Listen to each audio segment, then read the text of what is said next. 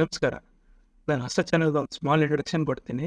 ಈ ಚಾನಲಲ್ಲಿ ಎಲ್ಲ ಲೆಕ್ಚರ್ಸು ಕನ್ನಡದಲ್ಲಿರುತ್ತೆ. BSc, MSc maths courses lectures ಇರುತ್ತೆ ಮತ್ತು BTech, MTech ಮ್ಯಾಥ್ಸ್ ಕೋರ್ಸ್ ಇರೋರಿಗೆ ಈ ಚಾನಲ್ಸ್ ಹೆಲ್ಪ್ ಆಗುತ್ತೆ. ಯಾವ ಥರ ಅಂದರೆ ರಿಯಾಸಿಸ್ಸು, linear algebra, abstract algebra, ODE, PDE, numerical analysis, probability ಈ ಟಾಪಿಕ್ಸ್ ಮೇಲೆ ಲೆಕ್ಚರ್ ಸಿಗುತ್ತೆ. ಮುಂದೆನ ಅಪ್ಲೋಡ್ ಮಾಡ್ತಾ ಇರ್ತೀನಿ ನಾನು. ಏನೇ ಕಾರ್ಯ ಅಥವಾ ಏನೇ ಹೊಸ ಥಿಂಗ್ಸನ್ನು ಶುರು ಮಾಡಬೇಕಂದ್ರೆ ನಮಗೆ ಇಷ್ಟ ಆಗಿರೋ ಥಿಂಗ್ಸಿಂದ ಶುರು ಮಾಡ್ಬೇಕಂತ. ಸೊ ನನಗೆ ಇಷ್ಟ ಆಗಿರೋ ಕೋರ್ಸಿಂದ ಶುರು ಮಾಡ್ಬೇಕು ಅಂದ್ಕೊಂಡೆ. ಸೊ ಅದೇ ಕೋರ್ಸು ಅಬ್ಸ್ಟ್ರಾಕ್ಟ್ ಆಲ್ಜಿಬ್ರಾ ಅಲ್ಲ, ಮಾಡರ್ನ್ ಆಲ್ಜಿಬ್ರಾ ಅಲ್ಲ, ಗ್ರೂಪ್ ಥಿಯರಿ. ಏನು ಕನ್ಫ್ಯೂಸ್ ಮಾಡಿಸ್ತಿದ್ದೀನಾ? ಇಲ್ಲ. ಅಬ್ಸ್ಟ್ರಾಕ್ಟ್ ಆಲ್ಜಿಬ್ರಾ ಮತ್ತು ಮಾಡರ್ನ್ ಆಲ್ಜಿಬ್ರಾ ಎರಡೂ ಸೇಮು. ಗ್ರೂಪ್ ಥಿಯರಿ ಬಂದುಬಿಟ್ಟು ಗ್ರೂಪ್ಸಿಂದ ಶುರು ಮಾಡಿ ಗ್ರೂಪ್ ಹೋಮೋಫಿಸಮ್ಸು, ಐಸೋಮಾರ್ಫಿಸಮ್ಸ್ವರೆಗೆ. ಸೊ ಆಮೇಲೆ ಮಾಡರ್ನ್ ಆಲ್ಜಿಬ್ರಾ ಬಂದುಬಿಟ್ಟು ಗ್ರೂಪ್ಸು, ರಿಂಗ್ಸು, ಫೀಲ್ಡ್ ಎಕ್ಸ್ಟೆನ್ಷನ್ಸು ಇದನ್ನೆಲ್ಲ ಮಾಡರ್ನ್ ಆಲ್ಜಿಬ್ರಾ ಅಂತ ಓದ್ತೀವಿ. ಸೊ ನಾನಿವಾಗ ಫಾರ್ಮಲ್ ಆಗಿ ಸ್ಟಾರ್ಟ್ ಮಾಡ್ತಿದ್ದೀನಿ. ಇವಾಗ ಸ್ಟಾರ್ಟಿಂಗು ನಾನು ಬರೀತೀನಿ ಅಬ್ಸ್ಟ್ರಾಕ್ಟ್ ಆಲ್ಜಿಬ್ರಾ ಅಂತ, ಅಥವಾ ನಾನು ಗ್ರೂಪ್ ಥಿಯರಿ. ಸೊ ಬೇರೆ ರೀತಿಯಾಗಿ ನಾನು ಡೈರೆಕ್ಟಾಗಿ ಟಾಪಿಕ್ ಶುರು ಮಾಡೋಂಗಿಲ್ಲ. ಫಸ್ಟು ನಾನು ಸ್ಟಾರ್ಟ್ ಮಾಡೋದು ಹಿಸ್ಟ್ರಿ, ಆಮೇಲೆ ಅಪ್ಲಿಕೇಶನ್ಸು, ಆಮೇಲೆ ಅಥವಾ ಮೋಟಿವೇಶನ್ಸು ಎಲ್ಲಿಂದ ಶುರು ಆಯಿತು, ಆಮೇಲೆ ಮೇನ್ ಕೋರ್ಸ್. ಹಿಸ್ಟ್ರಿ ಬಂದುಬಿಟ್ಟು ಏನು ಭಾಳ ಕಾಂಪ್ಲಿಕೇಟೆಡ್ ಹಿಸ್ಟ್ರಿ ಇಲ್ಲ, ಲೈಕ್ ನಾರ್ಮಲಾಗಿ ಟಾಪಿಕ್ ಶುರು ಆಗಿದ್ದು. ಬಟ್ ಮಾಡರ್ನ್ ಆಲ್ಜಿಬ್ರಾ ಯಾವ್ದಕ್ಕಂತಾರಂದರೆ 18th ಸೆಂಚುರಿಯಲ್ಲಿ ಅಥವಾ 19th ಸೆಂಚುರಿಯಲ್ಲಿ ಟಾಪಿಕ್ ಶುರು ಆಯಿತು, ಆಮೇಲೆ 20th ಸೆಂಚುರಿಯಲ್ಲಿ ಬಿಲ್ಡ್ ಆಗ್ತಾ ಇತ್ತು. ಸೊ ಇವಾಗಲೂ ಇನ್ನೂ ರಿಸರ್ಚ್ ವರ್ಕ್ ಆಗ್ತಿದೆ. ಸೊ ಅದಕ್ಕಾಗಿ ಮಾಡರ್ನ್ ಆಲ್ಜಿಬ್ರಾ ಅಂತ ಕರೀತಾರೆ. ಸೊ ಇವತ್ತೇನು ಡಿಫೈನ್ ಮಾಡ್ತೀವಲ್ಲ ನಾವು, ಫಾರ್ಮಲಾಗಿ ಯೂಸ್ ಮಾಡೋ ಡೆಫಿನೇಷನ್ನು ಫಸ್ಟ್ ಬಂದುಬಿಟ್ಟು 1883 W.V. ಡೈಕ್ ಅಂತ ಇವರು ಸ್ಟೂಡೆಂಟ್ ಆಗಿರ್ತಾರೆ. ಎಫ್ ಕ್ಲೇನ್, ಈ ಹೆಸರು ಕೇಳ್ಬೋದು ಅಥವಾ ಕೇಳಿರ್ತೀರಿ, ಕ್ಲೇನ್ಸ್ ಗ್ರೂಪ್ ಅಂತ. ಸೊ ಅಲ್ಲಿಂದ ಹೆಸರು ಇದು ಅಲ್ಲಿಂದ ಕೇಳಿರ್ತೀರ ಅನಿಸುತ್ತೆ. ಈ W.V. ಡೈಕ್ ಅನ್ನೋರು 1883 ಇವತ್ತು ಯೂಸ್ ಮಾಡೋ ಮಾಡರ್ನ್ ಡೆಫಿನೇಷನ್ಸು ಅವತ್ತೇ ಕೊಟ್ಟಿರ್ತಾರೆ. ಬಟ್ ಇವರು ಕೊಡೋಕ್ಕಿಂತ ಮುಂಚೆ ಇದ್ರ ವರ್ಕು ಆಲ್ರೆಡಿ ಶುರು ಆಗಿದೆ. ಬಟ್ ಇದು ಹೇಳೋಕ್ಕಿಂತ ಮುಂಚೆ ನಾನು ಒಂದು ಪ್ರಶ್ನೆ ಕೇಳ್ತೀನಿ. ಮೊಟ್ಟೆ ಮೊದಲು ಬಂತ, ಕೋಳಿ ಮೊದಲು ಬಂತು? ಬಟ್ ಈ ಪ್ರಶ್ನೆ ನನಗೆ ಉತ್ತರ ಬೇಕಾಗಿಲ್ಲ. ಮ್ಯಾಥ್ಸಲ್ಲಿ ಏನು ಪ್ರಶ್ನೆ ಇರುತ್ತಿದ್ದು, ಫಸ್ಟ್ ಎಕ್ಸಾಂಪಲ್ ಮೊದಲು ಬಂತ ಅಥವಾ ಡೆಫಿನೇಷನ್ ಮೊದಲು ಬಂತು? ಸೊ ಇದಕ್ಕೆ ಉತ್ತರ ಗೆಸ್ ಮಾಡ್ತೀರಾ? ಫಸ್ಟ್ ಬಂದಿದ್ದು ಎಕ್ಸಾಂಪಲ್. ಸೊ ಅದೇ ಎಕ್ಸಾಂಪಲಿಂದ ಒಂದು ಪರ್ಮುಟೇಷನ್ ಗ್ರೂಪ್ ಅಂತ ಇರುತ್ತೆ. ಈ ಪರ್ಮುಟೇಷನ್ ಗ್ರೂಪ್ ಸ್ಟಾರ್ಟಿಂಗಿಂದ ಕೋರ್ಸ್ ಶುರು ಆಗಿದ್ದು ಇಷ್ಟೆಲ್ಲ ಪ್ರಾಡ್ ಆಗಿದೆ. ಸೊ ಇದು ಡಿಫೈನ್ ಮಾಡಿರೋದು ಫಸ್ಟು ಈ ಎಕ್ಸಾಂಪಲ್ ಯೂಸ್ ಮಾಡಿ ಫಾರ್ಮಲ್ ಆಗಿ, ಅಥವಾ ಈ ವರ್ಡ್ ಯೂಸ್ ಮಾಡೋದು ಗ್ರೂಪು, ಸಬ್ ಗ್ರೂಪ್ಸು ಅಥವಾ ನಾರ್ಮಲ್ ಗ್ರೂಪ್ಸ್ ನಾವು ವರ್ಡ್ಸು ಕೊಟ್ಟಿರೋದು ಈಗೆಲ್ಲ ಅಂತ.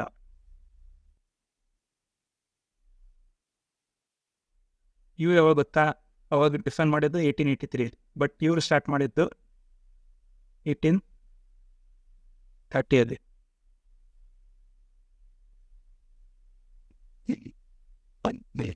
ನೋಡಿ ಇಷ್ಟು ಚೆಂದನೇ ಆಲ್ರೆಡಿ ಗ್ರೂಪ್ಸ್ ಅನ್ನೋ ವರ್ಡು ಎಲ್ಲ ಕೊಟ್ಟಿರ್ತಾರೆ. ಸೊ ಇಷ್ಟೇ ಹಿಸ್ಟ್ರಿ. ಸೊ ಇದಾದಮೇಲೆ 20th ಸೆಂಚುರಿಯಲ್ಲಿ ಇಂಪ್ರೂವ್ಮೆಂಟ್ ಆಯಿತು. ಇವಾಗ ಅಪ್ಲಿಕೇಶನ್ಸ್ ನೋಡೋ. ಇದು ಸ್ಟಾರ್ಟ್ ಮಾಡೋಕ್ಕಿಂತ ಮುಂಚೆ ಒಂದು ಹೇಳ್ತೀನಿ, ನಾನು ಅಪ್ಲಿಕೇಶನ್ ಕೊಡ್ತೀನಿ. ಈ ಅಪ್ಲಿಕೇಶನ್ನು ಯಾವುದೇ ಕೋರ್ಸ್ ಓದ್ತಿದ್ರು, ಯಾವುದೇ ಟಾಪಿಕ್ ಓದ್ತಿದ್ರು ಇದು ಅಪ್ಲಿಕೇಶನ್ ಅಪ್ಲೈ ಮಾಡು. ಅದು ನಾನು ಲಾಸ್ಟಾಗಿ ಹೇಳ್ತೀನಿ.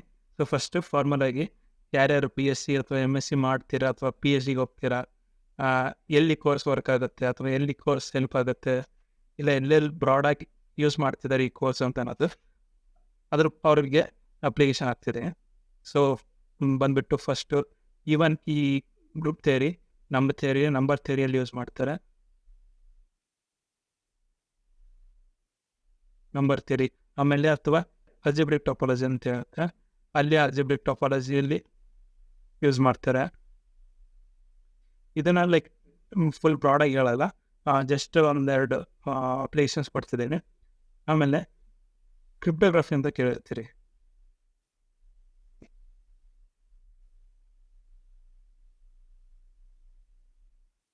ಈ ಕ್ರಿಪ್ಟೋಗ್ರಫಿಯಲ್ಲಿ ಬ್ರಾಡಾಗಿ ಯೂಸ್ ಆಗುತ್ತೆ. ವಾಟ್ಸಪ್ ಮೆಸೇಜಲ್ಲಿ ಎನ್ಕ್ರಿಪ್ಟೆಡ್ ಮೆಸೇಜು ಅಂತ ಕೇಳಿರ್ತೀರಿ. Your message is been encrypted ಅಂತ ಒಂದು ಕೋಡಾಗಿ ಕಳಿಸಿರ್ತಾರೆ ಅಷ್ಟೇ. ಎಕ್ಸಾಂಪಲಿಂದ ಎಕ್ಸ್ಪ್ಲೇನ್ ಮಾಡ್ತೀನಿ ನಿಮಗೆ. ಎ ಬಿ ಇಂದ ಜೆಡ್ ಇಂಗ್ಲೀಷ್ ಅಲ್ಫಾಬೆಟ್ ತೊಗೊಂಡೆ. ಇದರಿಂದ ಒಂದು ನಾನು ನಂಬರ್ ಡಿನೋಟ್ ಮಾಡ್ತೀನಿ ಎಲ್ಲದಕ್ಕೂ 2 0 1. ಸೊ ಹಿಂಗೆ ಎಲ್ಲದಕ್ಕೂ ನಂಬರ್ ಡಿನೋಟ್ ಮಾಡ್ತಾ ಹೋದಾಗ ಜೆಡ್ಡಿಗೆ 25 ತನಕ ನಂಬರ್ ಕೊಡ್ಬೋದು. ಸೊ ಇದನ್ನು ಒಂದು ಸೆಟ್ಟಾಗಿ ಕರೆಕ್ಟ್ ಮಾಡ್ಕೊತೀನಿ ನಾನು. 0 1 ಅಪ್ ಟು 25 ಅಂತ ಸೆಲೆಕ್ಟಾಗಿ ಮಾಡ್ಕೊಂಡಾಗ ಇದರದ್ದು ಹೆಸರು ಏನಾಗುತ್ತೆ, Z26 ಅಂತ ಡಿನೋಟ್ ಮಾಡ್ತೀವಿ. ಸಾರಿ, ಇದು ಅಂಡರ್ ಎಡಿಷನ್ ಮಾಡಿರೋ 26 ಅಂತ ಡಿನೋಟ್ ಆಗುತ್ತೆ. ಇದೆಲ್ಲ ಡಿಟೇಲಾಗಿ ಗೊತ್ತಾಗಿಲ್ಲ ಅಂತಂದರೆ ಸೊ ಡೋಂಟ್ ವರಿ, ನಾನು ಆಮೇಲೆ ಇದರದೆಲ್ಲ ಡಿಟೇಲ್ ಎಕ್ಸ್ಪ್ಲೇನ್ ಮಾಡ್ತೀನಿ. ಸೊ ಇದು ಗ್ರೂಪಾಗಿ ಡಿಫೈನ್ ಮಾಡ್ತೀವಿ. ಸೊ ನೋಡ್ಬೋದು ABCD ಅಪ್ ಟು Z ತನಕ ನಂಬರ್ ಡಿನೋಟ್ ಮಾಡಿರ್ತೀನಿ. ಇದೊಂದು ಬೆಟ್ಟ ಅಂತ ಅಸ್ಯೂಮ್ ಮಾಡ್ಕೊಳ್ಳಿ.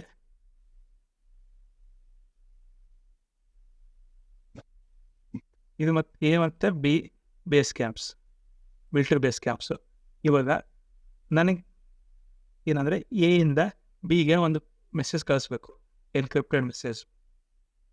ಈ ಎನ್ಕ್ರಿಪ್ಟೆಡ್ ಮೆಸೇಜು ಎನಿಮಿ ಓದಬಾರ್ದು. ಸೊ ಅದಕ್ಕೆ ನಾನು ಏನು ಮಾಡ್ತೀನಿ ಅಂತಂದರೆ, ಅಕಸ್ಮಾತ್ ಒಂದು ಎಕ್ಸಾಂಪಲ್ ತಗೋ, ಈ ನೀಡ್ ಅಂತ.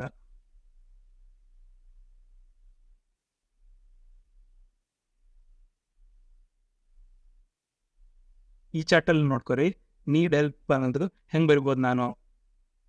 13 Nಗೆ 4ಗೆ Eಗೆ 4 ಆಮೇಲೆ T3 H7ಗೆ ಆಮೇಲೆ E4 ಆಮೇಲೆ L11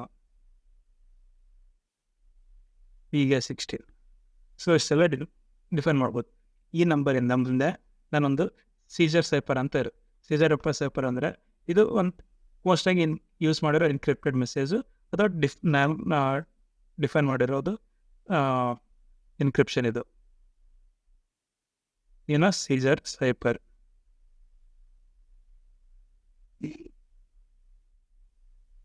ಇದು formula C = P - 3 mod 26.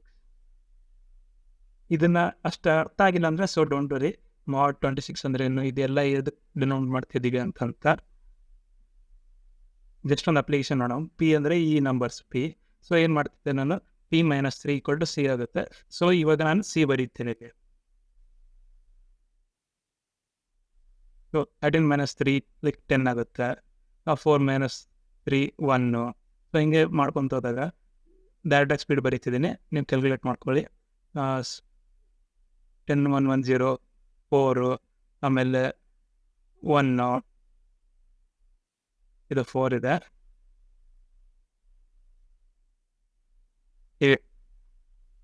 8 30. Same ಮತ್ತೆ ಈ ಚಾಟಲ್ಲಿ ನೋಡ್ಕೊರಿ, ಈ ಆಲ್ಫಾಬೆಟ್ಸ್ ಮತ್ತೆ ವಾಪಸ್ ಬರ್ಕೊಂಬಿಡಿ. ಇದಕ್ಕೆ K B A ಆಗುತ್ತೆ. Next E B I N R. So ನಾನು ಇವಾಗ ಎಯಿಂದ ಬಿಗೆ ಏನು ಮೆಸೇಜ್ ಕಳಿಸ್ತೀನಿ, KBBA EBIN ಅಂತ.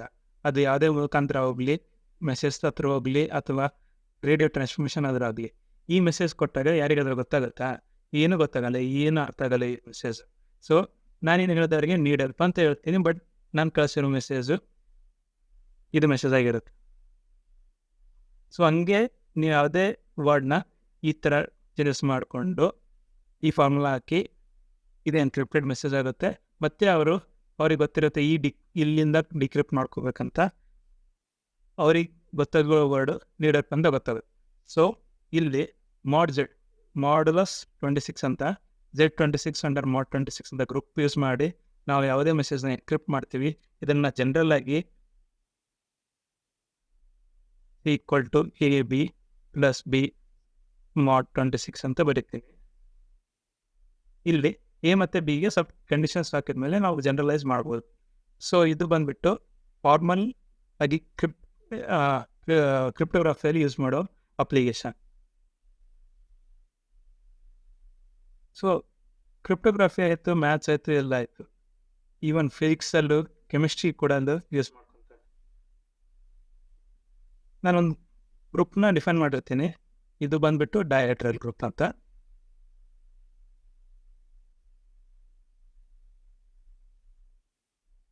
ಈ ಡಯಾಡ್ರಲ್ ಗ್ರೂಪ್ ಬಂದುಬಿಟ್ಟು ಇದು ಕಲೆಕ್ಷನ್ ಆಗಿರೋದು ರೊಟೇಷನ್ನಲ್ಲು ಅಥವಾ ರಿಫ್ಲೆಕ್ಷನ್ನು ಈ ಎಲಿಮೆಂಟ್ಸ್ ಆಗುತ್ತೆ. ಇದನ್ನು ಇಷ್ಟು ಡೀಟೇಲ್ ಆಗಿ ಇವಾಗ ಹೇಳಲ್ಲ, ಇದಕ್ಕಂತಾನೆ ಎಕ್ಸಾಂಪಲ್ಸ್ ಆಮೇಲೆ ಹೇಳ್ಕೊಡ್ತೀನಿ.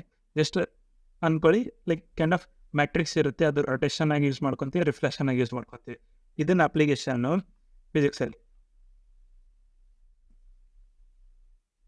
ಫಿಸಿಕ್ಸಲ್ಲಿ ಯಾವುದೇ ಆಪ್ರೇಟರು ಅಥವಾ ಯಾವುದೇ ಥಿಂಗ್ನ ಒಂದು ವೆಕ್ಟರ್ ಮೇಲೆ ಆಪ್ರೇಟ್ ಮಾಡಬೇಕಾಗುವಾಗ ಅದನ್ನು ಆಪ್ರೇಟರ್ ಅಂತ ಡಿಫೈನ್ ಮಾಡ್ತೀವಿ. ಸೊ ಅದನ್ನು ನಾನು ರೊಟೇಷನಲ್ ಆಪ್ರೇಟರ್ ಅಥವಾ ರಿಫ್ಲೆಕ್ಷನಲ್ ಆಪ್ರೇಟರ್ ಅಂತ ಯೂಸ್ ಮಾಡ್ಕೊತೀನಿ ನಾನು.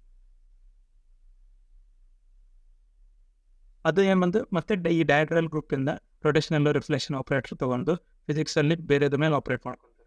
ಸೊ ಈವನ್ ಈ ಕೆಮಿಸ್ಟ್ರಿಯಲ್ಲೂ ಕೂಡ ಇದರದ್ದು ಅಪ್ಲಿಕೇಶನ್ ಇದೆ. ಕೆಮಿಸ್ಟ್ರಿಯಲ್ಲಿ ಮೇಜರಾಗಿ ನಾನೊಂದು ಎಕ್ಸಾಂಪಲ್ ತೊಗೊತೀನಿ, NH3.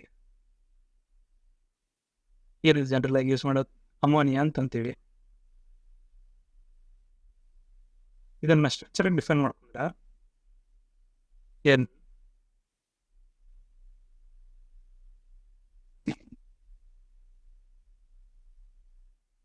ಇದು ಡಾಟೆಡ್ ಅಂದರೆ ಹಿಂಗೆ ಇರುತ್ತೆ. ಕೆಮಿಸ್ಟ್ರಿ ಇದರಿಗೆ ಹೆಚ್ಚಿಗೆ ಗೊತ್ತಾಗ್ಬಿಡುತ್ತೆ. ಸೊ ಇದು ಸ್ಟ್ರಕ್ಚರು ಡ್ರಾಯಿಂಗ್ ಮಾಡೋದು, ಇದ್ರ ಮೇಲೆಲ್ಲ ಮಾಡೋದು ಕಷ್ಟ. Z ಆಕ್ಸಿಸಲ್ಲಿ ಒಂದು ಆಕ್ಸಿಸ್ ಮಾಡಿಕೊಂಡೆ ನಾನು. ಈ ಆಕ್ಸಿಸಲ್ಲಿ ನಾನು ರೊಟೇಷನ್ ತೊಗೊತೀನಿ 120 ಡಿಗ್ರಿ, ಅಥವಾ ಈ ಆಕ್ಸಿಸಲ್ಲಿ ರಿಫ್ಲೆಕ್ಷನ್ ತೊಗೊತೀನಿ. ಸೊ ಇಲ್ಲಿಂದ ಒಂದೊಂದು ಕ್ಯಾರೆಕ್ಟರ್ ಟೇಬಲ್ ಅಂತ ಬರುತ್ತೆ. ಅಷ್ಟು ಡೀಟೇಲಾಗಿ ಹೋಗಲ್ಲ. ಸೊ ಈ ಕ್ಯಾರೆಕ್ಟರ್ ಟೇಬಲಲ್ಲಿ ಡಿಫೈನ್ ಮಾಡೋದು ಯಾವುದೇ ಎಲಿಮೆಂಟು ಕ್ಯಾರೆಕ್ಟರೈಸೇಷನ್ನು ಅಥವಾ ಪ್ರಾಪರ್ಟೀಸು, ಪೊಲಾರಿಟಿ ಮತ್ತು ಕೈರಲಿಟಿ ಗೊತ್ತಾಗುತ್ತೆ. ಸೊ ಇಲ್ಲಿಂದ ನನಗೆ ಗೊತ್ತಾಗೋದೇನೆಂದರೆ ಈ ರೊಟೇಷನ್ನು ರಿಫ್ಲೆಕ್ಷನ್ನು ಎಕ್ಸ್-ಆಕ್ಸಿಸಲ್ಲಿ ಅಥವಾ Z-ಆಕ್ಸಿಸಲ್ಲಿ ಅಪ್ಲೈ ಮಾಡಿದಾಗ ಎಲಿಮೆಂಟು ಅಥವಾ ಯಾವುದೇ ಜನರಲ್ ಮಾಲಿಕ್ಯೂಲ್ ತೊಗೊಂಡಾಗ ಅದ್ರದ್ದು ಕ್ಯಾರೆಕ್ಟರ್ಸು ಅಥವಾ ಪ್ರಾಪರ್ಟೀಸ್ ಗೊತ್ತಾಗುತ್ತೆ. ಸೊ ಅಲ್ಲಿ ಕೂಡ ಇದರ ಅಪ್ಲಿಕೇಶನ್ ಯೂಸ್ ಮಾಡ್ತಾರೆ. ಒಂದು ಜನರಲ್ ಅಪ್ಲಿಕೇಶನ್ ಕೊಡಬೇಕು. ಯಾವುದು ಪ್ಲೇನ್ ಪೇಜಿಗೆ ಹೋಗುವ ಜಸ್ಟ್ ಕೇಳಿ. ನಾನು ಇವಾಗ ಅಪ್ಲಿಕೇಶನ್ ಕೊಟ್ಟಿದ್ದು PhD ದವರಿಗಾಯಿತು ಅಥವಾ MSc ಹೋಗೋರಿಗಾಯಿತು, ಯಾವುದು ಬೇಡ, ನನಗೆ ಇವಾಗ ಸಾಕಾಗ್ಯದಪ್ಪ, BTech ಇವಾಗ ಸಾಕಾಗೈತೆ, BSc ಇವಾಗ ಸಾಕಾಗೈತೆ, ಯಾವುದೇ ಡಿಗ್ರಿ ಮಾಡ್ತಿದ್ರೆ ಇವಾಗ ಸಾಕಾಗೈತೆ, ಜಸ್ಟ್ ಇದು ಡಿಗ್ರಿ ಮುಗಿಸ್ಬೇಕಷ್ಟೇ. ಸೊ ಇವ್ರಿಗೆ ಬೇಕಾಗಿರೋ ಅಪ್ಲಿಕೇಶನ್ನು ತಿಳ್ಕೊಳ್ಳಿ. ಇವಾಗ ಡಿಗ್ರಿ ಮುಗಿಸ್ಬೇಕಾಗಿರೋ ಅಂದ್ಕೊಂಡಿರೋರು ನಿಮಗೆ ಮುಗ್ಸೋಕೆ ಏನು ಬೇಕು? ಡಿಗ್ರಿ ಸರ್ಟಿಫಿಕೇಟ್ ಬೇಕು. ಡಿಗ್ರಿ ಸರ್ಟಿಫಿಕೇಟ್ ಬೇಕಂದರೆ ಎಕ್ಸಾಮ್ ಕ್ಲಿಯರ್ ಆಗಬೇಕು, ಅದಕ್ಕೆ ಈ ಕೋರ್ಸ್ ಕೂಡ ಕ್ಲಿಯರ್ ಆಗಬೇಕು. ಈ ಕೋರ್ಸ್ ಕ್ಲಿಯರ್ ಆಗಬೇಕಂದ್ರೆ ಈ ಕೋರ್ಸ್ ಓದಲೇಬೇಕು. ಸೊ ಅಷ್ಟಕ್ಕಾದರೂ ಬೇಸಿಕ್ಸ್ ಆದರೂ ಈ ಕೋರ್ಸ್ ಓದಬೇಕು. ಇದೇ ಒಂದು ದೊಡ್ಡ ಮೋಟಿವೇಶನ್ ಅಷ್ಟೇ ನಮಗೆ. ಸೊ ಇದು ಅಪ್ಲಿಕೇಶನ್ ಎಲ್ಲದಕ್ಕೂ ಯೂಸ್ ಮಾಡ್ತಾರೆ ಅಷ್ಟೇ. ಈ ಕೋರ್ಸ್ ಪಾಸ್ ಆಗೋಕ್ಕೆ ಕಷ್ಟದ ಓದ್ರಿ, ಮುಗಿಯುತ್ತೆ ಅಷ್ಟೇ ಅಪ್ಲಿಕೇಶನ್. ಇದಾದಮೇಲೆ ನೆಕ್ಸ್ಟ್ ವಿಡಿಯೋಯಿಂದ ನಾನು ಡೈರೆಕ್ಟಾಗಿ ಮೇನ್ ಕೋರ್ಸ್ ಸ್ಟಾರ್ಟ್ ಮಾಡಲ್ಲ. ಇವಾಗ ಜನರಲಾಗಿ ಹೇಳ್ಬೇಕಂದ್ರೆ ಅಡುಗೆ ಮಾಡೋವಾಗ ಏನೇನು ಬೇಕಪ್ಪ ಎಲ್ಲ ಸಾಮಾನು ತೆಗೆದಿಟ್ಕೊಂಡು, ಸೊ ಹಂಗೆ ಡಿಫೈನ್ ಮಾಡೋಕ್ಕಾಗ ಕೆಲವೊಂದು ಟಾಪಿಕ್ಸ್ ಅಂದರೆ ಬೈನರಿ ಆಪರೇಷನ್ ಅಂದ್ರೇನು, ಅಸೋಸಿಯೇಟಿವ್ ಕಮಿಟೇಟಿವ್ ಅಂದ್ರೇನು, ಇವೆಲ್ಲ ಟಾಪಿಕ್ಸ್ನ ಡಿಫೈನ್ ಮಾಡಿ ಆಮೇಲೆ ಎಕ್ಸಾಂಪಲ್ಸ್ ಆಗಿ ಯೂಸ್ ಮಾಡಿಕೊಂಡು ಗ್ರೂಪ್ ಥಿಯರಿ ಡಿಫೈನ್ ಮಾಡ್ತೀನಿ. ಸೊ ಡೋಂಟ್ ಎಲ್ಲ ಬೇಸಿಕ್ಸಿಂದಾನೇ ಸ್ಟಾರ್ಟ್ ಮಾಡ್ತಿದ್ದೀನಿ. ನೆಕ್ಸ್ಟ್ ವಿಡಿಯೋದಲ್ಲಿ ಸಿಗೋಣ.